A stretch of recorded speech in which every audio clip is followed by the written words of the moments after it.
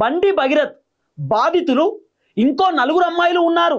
నిందితుడి మీద గతంలో ఎలాంటి కేసులు లేవని అతని న్యాయవాది చెప్తున్నారు. కానీ గతంలో ఎంతో మందిని కొట్టినట్లు కేసులు ఉన్నాయి.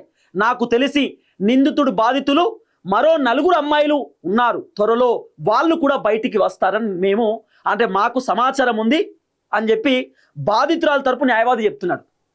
బండి సాయి భగీరథ్కి సంబంధించినటువంటి బాధితులు ఇంకో నలుగురు అమ్మాయిలు ఉన్నారు. ఆయన పైన ఏ కేసు లేదని చెప్తున్నారు. కానీ గతంలో వీళ్ళని కొట్టినటువంటి కేసులు ఉన్నాయి. అతి త్వరలో బండి సాయి భగీరథ్కి సంబంధించినటువంటి బాధితులు నలుగురు అమ్మాయిలు బయటికి రాబోతా ఉన్నారు, మాకు సమాచారం ఉంది అని చెప్పి అమ్మాయి తరపున న్యాయవాది కోర్టు దృష్టికి చెప్పినాడు. మరి ఏం జరగబోతుందో చూడాలా. ఇప్పుడు ఆల్రెడీ ఒక అమ్మాయి కేసు పెట్టింది, ఇంకా నలుగురు అమ్మాయిలు బయటికి రాబోతా ఉన్నారు. నలుగురు అమ్మాయిలు అతి త్వరలో కేసు పెట్టే అవకాశం కూడా ఉంది అని చెప్పి అమ్మాయి తరపు న్యాయవాది చెప్తున్నటువంటి అంశం చాలా కీలకంగా మారనుంది. అతి త్వరలో పోతుంటే చాలా కీలకంగా మారనుంది కేసు. సో అనేక అంశాలు తెరపైకి వస్తున్నటువంటి పరిస్థితి. ఇగో బెయిల్ తీర్పు వచ్చే వరకు అరెస్ట్ చేయకుండా పోలీసులకు ఆదేశాలు ఇవ్వాలి.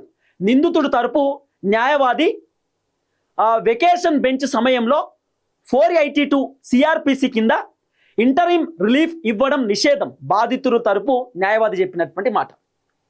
అయితే నిందితుడి తరపున న్యాయవాది ఏం చెప్తున్నాడు? బెయిల్ తీర్పు వచ్చే వరకు అరెస్టు చేయకుండా పోలీసులకు ఆదేశాలు ఇవ్వాలి.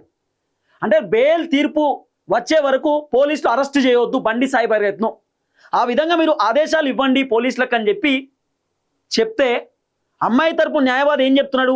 వెకేషన్ బెంచ్ సమయంలో 482 సిఆర్పిసి కింద ఇంటరిమ్ రిలీఫ్ ఇవ్వడం నిషేధం, ఇవ్వకూడదు అని చెప్పినాడు.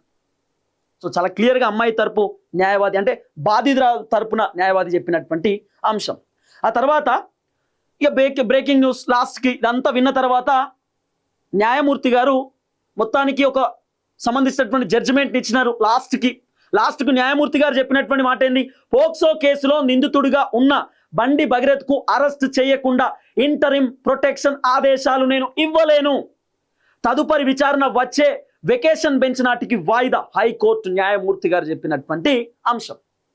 సో ఇప్పుడు బండి సాయి భగీరథ్ని పోలీసులు ఎప్పుడైనా అరెస్ట్ చేయవచ్చు, విచారణకు పిలవవచ్చు, విచారణకు పోకపోతే ఖచ్చితంగా లీగల్గా యాక్షన్ తీసుకోవచ్చు.